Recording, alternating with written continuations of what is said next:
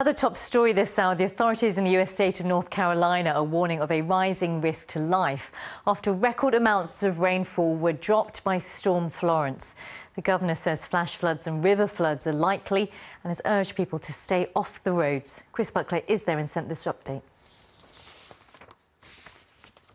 Believe it or not, this is a neighbourhood in North Carolina. Somewhere underneath all of this water are roads, and deep, deep under that is a garden of one of these houses that has already been damaged as a result of Hurricane Florence.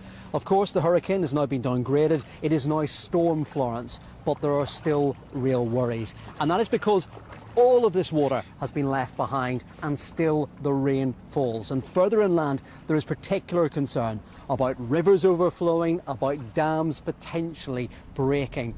And all of that has left people saying, if you've been told to evacuate, you really should do so. Also, those who have left their homes have been advised not to return for the minute.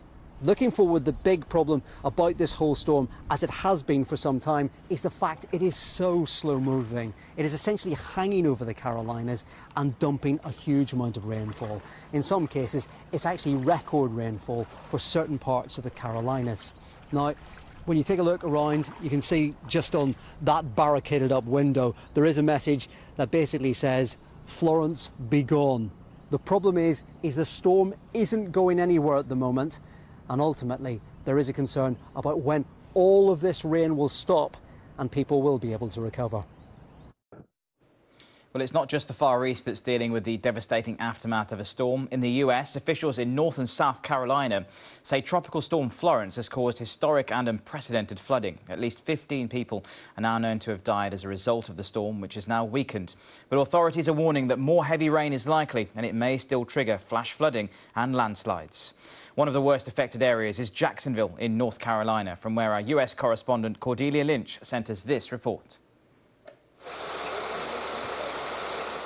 We're spending the day with the US Marines, and this is the only way in or out of many neighborhoods. Right now, the biggest challenge is just getting to the people that didn't evacuate and run out of resources and medications and water. So we've been fortunate enough to get the Marine Corps to provide their 7-ton trucks to be able to access these roads that otherwise would be inaccessible. Homes are submerged and many people still need help. The water is extremely deep, even for these vehicles, and we've just been told that a 66-year-old man who has breathing difficulties is trapped inside his home, so we're going to try and find him. We reach a house. Emergency services! But no one answers. They're not sure they have the right address and they don't have any time to lose. It is slow progress and it's hard to see anything. It's also too soon to assess the damage, let alone fix it. The winds have passed, but there are whole communities cut off.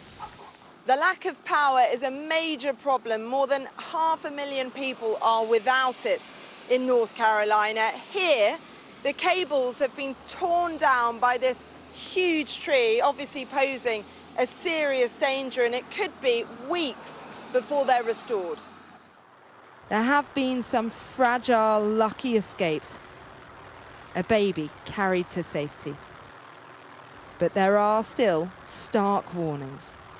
Floodwaters are still raging across parts of our state, and the risk to life is rising with the angry waters. The strongest storm bands are dumping 2 to 3 inches of rain per hour. That's enough to cause flooding in areas that have never flooded before until now. The risk is growing as well in the mountains, where rains could lead to dangerous landslides. It is a bleak perspective for an area already struggling to cope. Cordelia Lynch, Sky News, Jacksonville, North Carolina.